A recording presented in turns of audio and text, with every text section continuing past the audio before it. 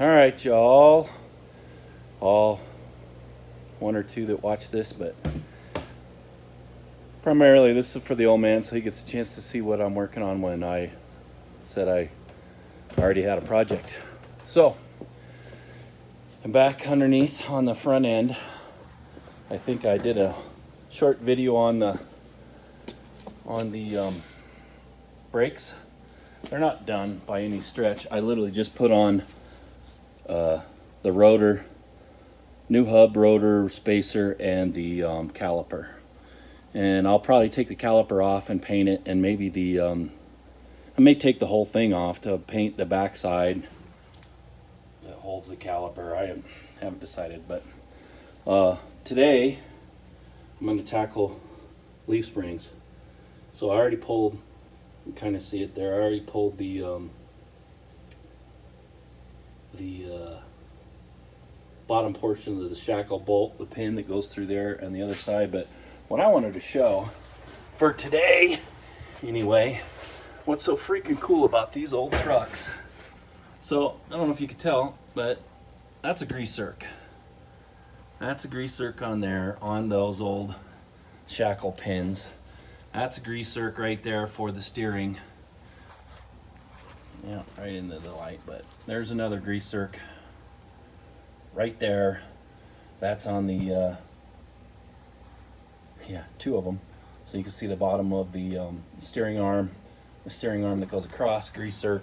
There's grease zerks on everything. And the cool thing, when I pulled this apart, where did I put it? There it is. There's the pin that I pulled out with the grease zerk right there. And I don't know if you can see it, but yeah, right there. There's the hole that the grease comes out, and that's still decent grease right there. Right there. That's the hole. So this thing, I did spray it with some penetrant to pull the threads or whatever, but so far every single bolt on this truck has come off without much issue. I mean, yeah, so this is off of a 90s truck, whatever. This is a 1951, and you can see it's wore there pretty good. So it's been sitting and hadn't been greased for some time, wasn't used. You can see right there. Yeah, you can see the little groove there by my finger. It'll focus on it. It's been worn, but greasable. These are way better than modern day for the shackles. Way better. Well, it's awesome. Anyway, all right. Yeah, so pretty uneventful. That old school stuff. I just want to go through what. So there it is, the shackle I pulled out, the shackle bolt, the U-bolts, and the other shackle bolt. And there's a leaf spring, and it's right out.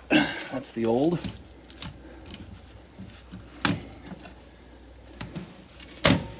old set, leaf spring. Yep, and a little spacer that goes underneath. Can't forget that.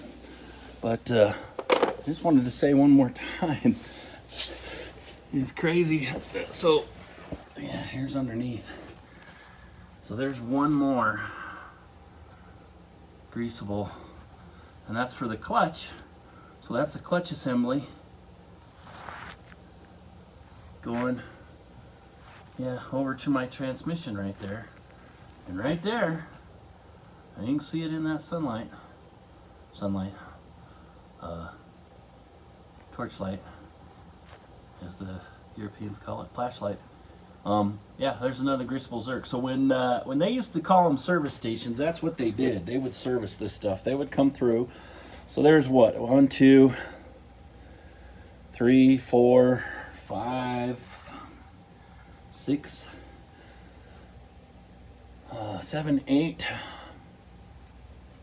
Yeah, 8 per front side. So top and bottom of the shackle is greasable on front and back. Left and right, top and bottom for your steering is greasable.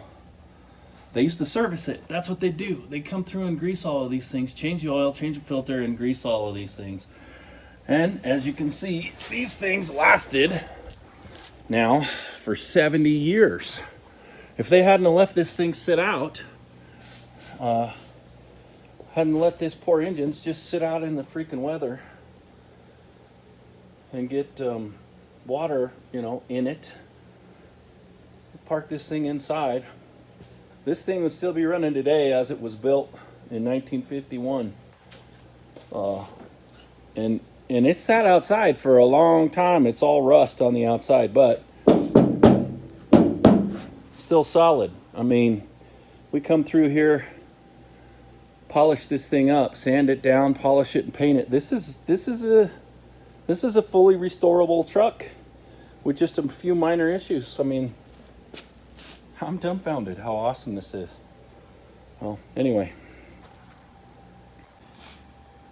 All right, continuing on with leaf springs. So the good news is they still sell the old school style greasable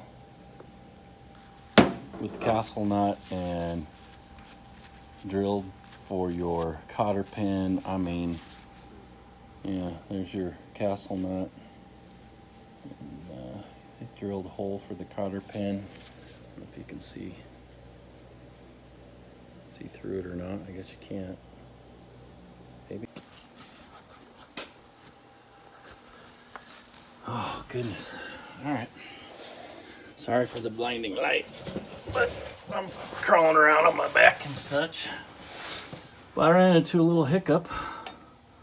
Let's see if I can. That guy right there. And that ain't the right size. The heck is that? It's gotta be. It's not 3/4. Not 5/8. Huh. Anyway, that guy, right there, that is the steering stop, which I didn't realize, but as you can see, as you turn, maybe you can't see because I'm blocking all the light. All right, as you turn this thing, that whole thing comes around and smacks right on the side of that adapter, on that plate right there. Alright, that steering arm is right in the middle of the light. But there you go, right there. Yep, and smack. So, I gotta take that out and obviously make it short because I can't turn it all to the... I won't be able to turn either direction once I do the other side, so gotta pull that out. Alright, so continue. I got that all off. Dirtied up my white walls. I gotta do a better job. But with these gloves, I mean, they're dirty. But anyway, check out. So this is the distance underneath. Yeah. And you can see a couple inches under that tire. Yeah, so a couple inches under that tire, hanging from the spring hanger.